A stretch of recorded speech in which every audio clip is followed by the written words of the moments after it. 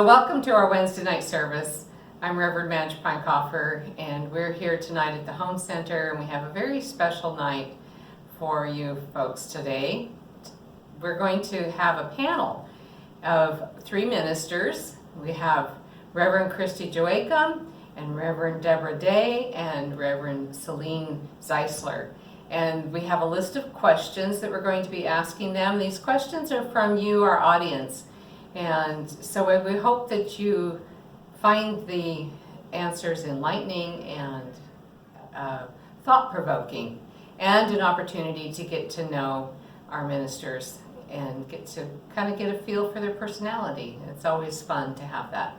So, but first, we're going to invite Dick up, who's also going to serve as our MC tonight. He's going to be the one that's going to be asking the questions. So we appreciate that role. So I'm going to invite Dick up to say our opening prayer, and then he'll just move into being the MC. Good evening, everyone. Welcome to our Wednesday night question and answer session. From the Home Center Ministerial Team, our Minister of Prayer, Reverend Joe Pinekoffer, has created this prayer for us.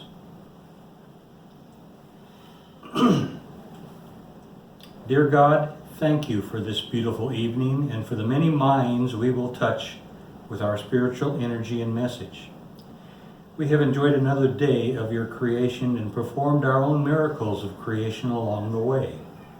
On this Wednesday evening, charged with your love and light, we are honored to have Reverend Christie, Reverend Selene, and Reverend Deborah delivering their spiritual messages. May they be as our lighthouse, showing us the way to express the miracles of love and light for our fellow man. May their love and light fill our chapel to overflowing this evening. And so be it. Amen. Thank you. Would you like to pan and introduce each one of our ministers? They're not contestants. Absolutely. So first up, we have Christie Joachim right here. Why don't you give us a wave there, Miss Christie? Thank you. And we have Deborah Day. And we have Selene Zeisler. Thank you so much for being with us here this evening. All right. All right, to begin our evening, these questions are for anyone to answer. Just raise your hand and you'll get pictured, and there will be no doubt about what your answer is.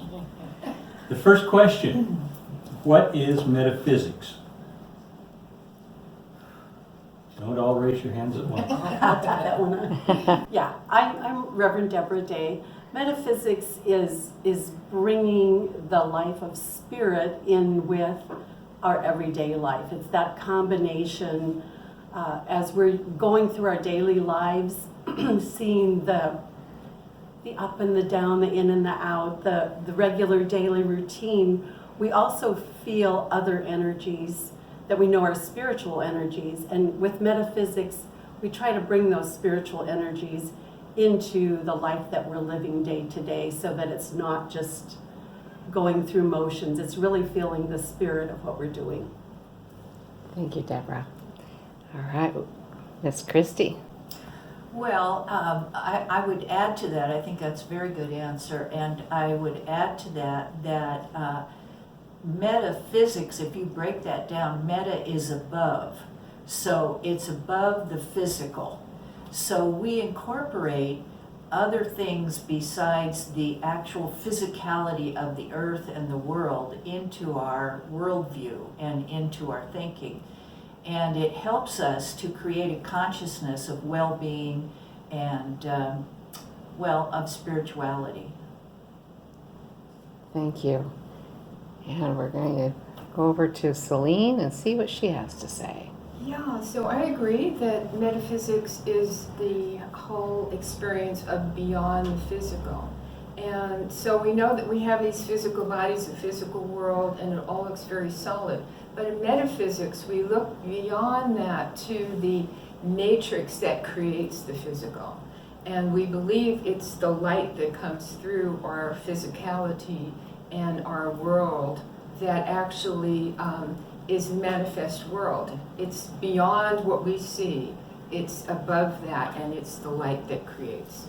So it's learning how to work with that so that we can incorporate that in our world. Thank you. Okay, Dick, what question All do we right. have next? Our next question is love metaphysical? All right, Love Selene. is the whole ball game. It's love that creates the physical, creates beyond the physical, and when we come here, we learn that love is how we manifest. It's the force of the universe. That's what I think. Thank you. Anybody else want to go for that one? Do you want to, Deborah? I can't say a whole lot beyond that. It is the energy that manifests, that creates the life that we are. It is around us, through us, it's everywhere. And we do have the power to work with love to create the life that we would love to have. Do you want to add to that, Christie? Well, I would only say that many times when we say the word love, we actually mean God. We say that for God or for spirit because we know that the world was created in love, by love, and that we live through love.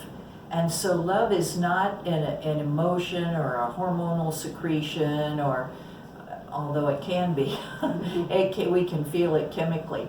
But love is a force, it's an energy, and it's the creative force of the world, I think.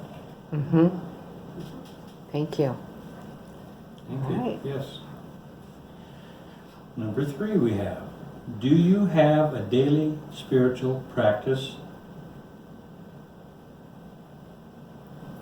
Is that I'd like to- consistent practice or occasional practice?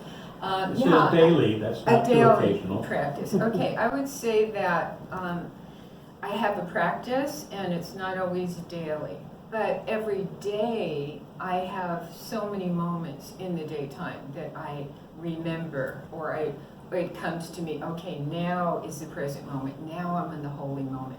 So although I may not, meditate for 20 minutes or 30 minutes, I feel like more and more as time's going on, daily life is becoming the meditation in motion.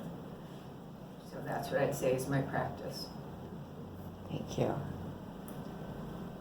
And I have a daily practice that is not so much meditation as I would like to, but I do have a daily practice of journaling, where pretty much every morning I sit for a while and write. I started with the Artist's Way, the practice of writing 2 or 3 pages, just as it comes to you, sort of stream of consciousness, which helps you to release the things maybe from the day before, or things that are bothering you, helps you to get things out, to see the energy that you are wanting to work with. So I find that really centering. That's my most regular daily practice. And from there, I start noticing, let's add a prayer time, let's add a meditation time, let's study this, let's read this. But there's also the practice of just going through your daily life, being out in the garden especially, is a very great time to be tuning in to God, to the love that's in the whole world, to nature. So through the day, through your activities, as Selene said, there's many opportunities to tune in to spirit. Thank you. How about you, Christie? Well, I do have a daily practice, and I find that it grounds me and centers me, and it starts my day so that I can think of myself in a higher way. And so I do meditate, and I run my energy. Sometimes I do some chakra work. I listen to a number of spiritual teachers that I admire and respect, and that give me something to think about throughout the day. And there's also music that I play. There's certain CDs that sort of lift my spirits and bring me up, and I can feel that my energy is rising. So I do have a daily practice, but also, as the other two ministers have said, there's many moments in the day when I can take a breath and remember who I am and know that God is with me and that I'm safe and all is well. Thank you. Right through. All right, number 4. We often hear the term heart-centered in New Thought. What does this mean? Well, I guess I would say it's tuning in and checking in with your heart. We're taught to go to our head first. What do you think about it? What's the problem? Let me analyze it. Let's see what's going on. All of those things are from the mind level. And the mind level is really not the controlling aspect of our lives. It's really the heart. The heart is much more powerful, and it's much more will bring us to where we really want to get to. And after the heart checks in, then we can check in with the head and have us work together. But coming to the heart first, being heart-centered, is really at the core. Thank you. And I would add that the heart is at the center. It's where we bring our energies. If we look at our chakra system, the heart is the central chakra. We have 3 below, 3 above. Is that right? And we bring our energies up from the earth through the lower chakras. We bring our energies down from spirit through the upper chakras. They meet and mix in our heart. So our heart can work together, heaven and earth, basically. And the heart is also called the emotional mind. So if we can operate from our heart by combining our mental energies and our bodily energies, our instincts, our all that we are comes together in our heart. Thank you. I find that I don't have much to add to that. I did see a very interesting depiction of energy flow throughout the body the other day, and the heart and the mind have their own pattern of energy, and it is the emotional equivalent. So we believe that if we check in to our heart, there are cells that are very knowledgeable there, and it's not just the emotions. We actually can, through our heart center and through the energies that come through there in the cells, we can actually begin to see the situation or the condition in a different light. And then when we go to our head or our brain, then we have a different perspective with which to analyze it. So it's very important to be heart-centered, especially I think in our world today. Mm-hmm. Thank you. Question number 5. What are you doing today that you didn't think you could do a year ago? I find that since we're in the pandemic, I didn't think I could be alone as much as I am. I've really found that at the beginning of it, I almost felt like a panic. It was like, oh my God, here I am by myself. It was very, almost claustrophobic in a different sense. But as it went on and I just open to that, finally surrendered to, yes, this is the situation now. I am here by myself, and I have an opportunity to, get to know myself better, to befriend myself better. And so as I took on that approach to it, then I've become a lot more comfortable, like 80% more comfortable with being alone. So that's something that I would not have imagined a year ago, for sure. It's definitely been a time when we are more in contact with our own spirit. And I think also through the classes I've taken in the past year here at home, I feel that I'm working on a much more direct level of connecting with spirit, like actually being able to meet with guides, to actually see things with other faculties besides the physical faculties, that some of those things are coming into play in a more specific way than they ever did before. Thank you. I think the thing that I'm noticing the most is my reactionary responses have changed dramatically. And whereas before I would have had one reaction and perhaps regretted it later, I now have, I don't have any emotional reaction, or I have a completely different one, kind of ensconced in compassion. And I know that's through the work and the classes I've taken here and the work that I've done in my daily practice. So very grateful for the teachers and the teachings that have brought me to that, because it's a great, it's really peace of mind. That's lovely. Thank you for sharing. Okay, number 6. What is the difference between living and existing? I think everything we've been talking about,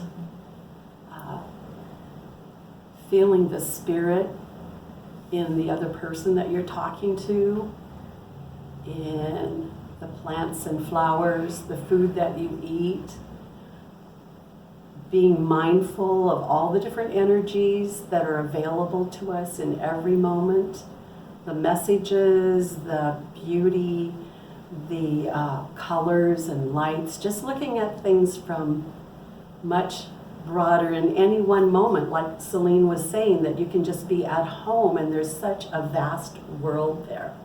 We're living much more with the life, the world that we were born with, that when the world is really busy, we're kind of cut off from. We get too busy and we don't pay attention to it. So. Thank you. I find that existence is about being turned off to the higher levels and just, getting your 3 meals, sleeping, getting up, doing your chores, being on that level of life that's just functional. You are surviving, you are thriving. Not thriving, but really just surviving. And then taking that up to seeing a bigger picture of why we're here, how we're interacting, how we're learning and growing. That's really living deeper. Do you have anything to add to that, Christie? Well, these two are so good at answering the questions, it leaves me very little to say, but I will say this. I think that living is living in your potential and knowing that you have a potential, you have a purpose, and living in that potential. So it's a broader understanding of why we are here on earth. Okay, thank you. Number 7. If you could give someone only one piece of advice, what would that be? Don't worry, be happy. To sum it up. There you go. I have one from Ram Dass. Be here now. Yeah. Mm-hmm. Wow.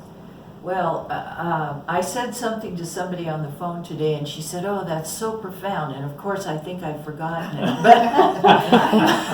But it was something like, if I could paraphrase myself, instead of yearning for what used to be and what was, we have to accept what is now. So, Very good. Okay. Number 8. Where do you find inspiration? And the home center doesn't count. Oh. I think the home center should be at the top of the Yeah. list. Yeah. I want them to get a little Start, deeper. Christie. Dig deeper, huh? I have one. I love to hear supernatural stories. I go online, and when I'm down, I have to hear an angel story or something. Like someone is trapped in a snowstorm or something, and there's an angelic presence that comes and everything's okay, or someone comes and sits next to someone who really needs to hear something to uplift them, and they find that this person who vanishes after they say it.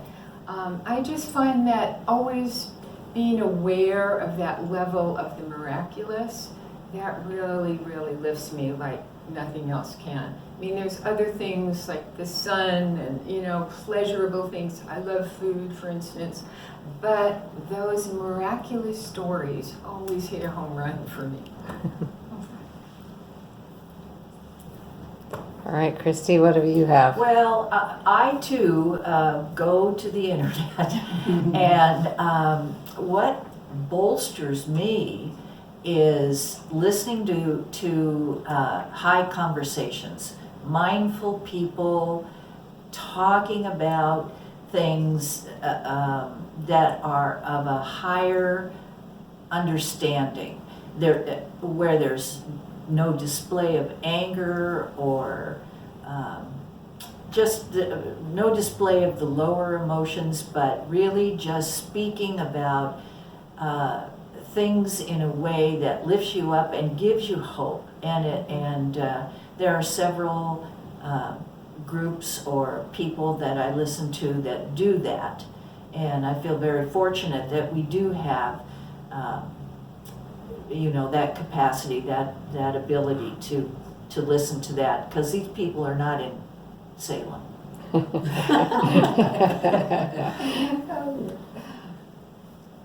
And I agree, we have access to so much just on YouTube. It's quite amazing. But well, I have really been inspired by some music lately in different ways than I ever was. John Denver is my latest one, that just hearing some of his later songs that have a spirit in them that I just never heard before, that you can actually move with the energy of what he's doing in that music. So yeah, grateful for beautiful music. Yes. Thank you. Number 9. What lifts your spirits when you're down?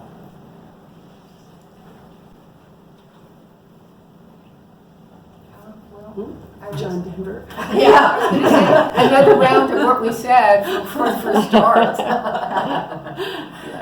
That's okay But too. I like funny things too. I like America's Funniest Videos, really silly things like that. Just start that joy bubble going, and then it's a lot easier to maintain.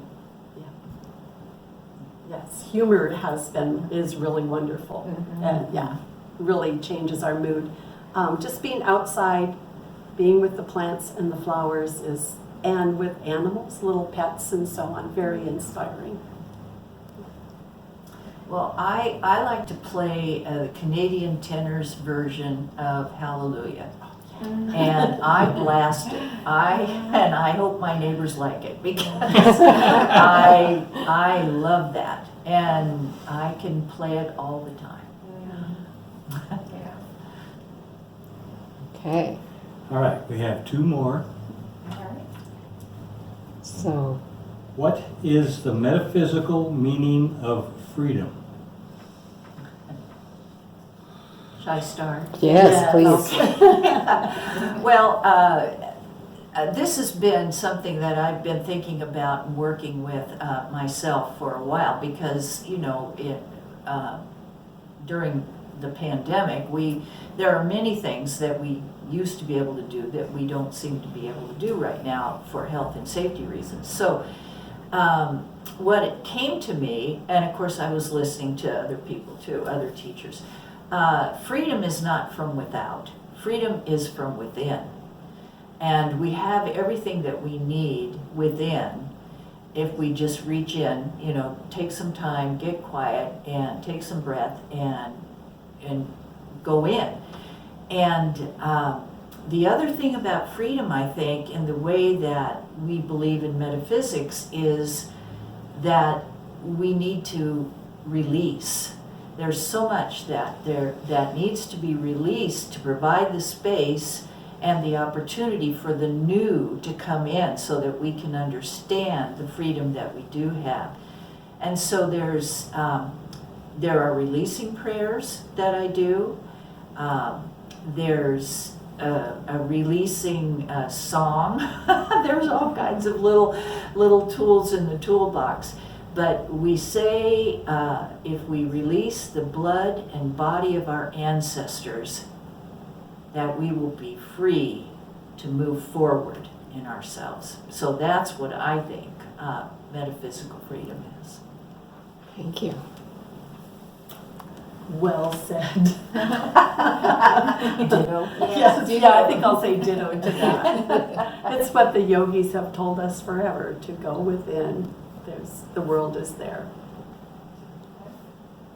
I would say the same. I realize that sometimes when I am thinking thoughts that are limiting, they're so oppressive and I feel like, oh, I'm constrained. And then when I can remember, oh, this is me thinking myself into this little box and I really don't have to be here because it's unlimited. And as soon as I can let that go, it's really a visceral thing to feel that freedom. Mm-hmm. I've let myself out of my own box and it feels so good. Okay. All right, our last question. I often end the prayers that Reverend Joe and I put together with this statement, and I want to know what your meaning, what it means to you. In God and Christ, love and light. Amen.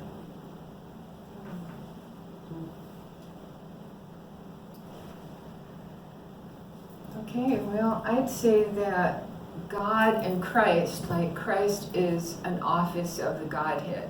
It's like an actual function, let's say. That, to me, in my mind, the way I can see it and visualize it, is an actual function. And Jesus, of course, fulfilled that position and still fulfills it. And in love and light, I mean, that is the creative principle. That's the all in all. Once we can align with that, we're free. Thank you. So to me, that's just saying that love and light is encompassing everything that we've stated in the prayer, everything that we've stated in the service, and in coming together. Christie, do you have Well, something you want to add to that? I would say, when we say God, we're speaking of the highest creative, infinite power and presence in the world, in the whole, everything. So when we end a prayer with that, we're bringing that, we're saying this to you and you're in us. When I use the word Christ, I use that as consciousness. So I believe that Jesus was the template of the God consciousness. So to me, that's the Christ consciousness where I strive to spend a lot of my time. And, love and light are just could be just the physical parts of bringing that to us and bringing it into us. So it's a wonderful way to end a prayer, and I think it pretty much says it all. Thank you. I am really impressed. Thank you, lady. Me too. You guys were good. Wow. We survived. Yeah. We're just deer in the headlights. We should do this all the time. This was much better than having to stand up there and talk. We could talk. Oh my God. So I want to thank Christie and Deborah and Selene for their wonderful and beautiful answers. And we were just chatting a little bit before this that we've done this before with Connie, Jay, and I, and we used to call it Stump the Minister, which was a lot of fun. We didn't call it that for them. We just called a question and answer. So anyway, I want to thank them for their beautiful answers and for their enlightenment and sharing their mind and their heart with us. And we hope that you've enjoyed it as well. And we hope that you'll join us again for another service. We're putting them out there every Wednesday and every Sunday. And someday when all of this is over, we can come back together in person. We hope that you'll come and join us here at Home Center. Thank you so much, and may you be blessed.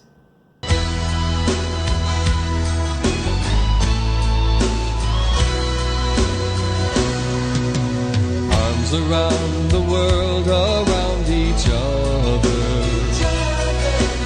Arms around the world, sisters and brothers. Arms around the world and we discover. Arms around the world, there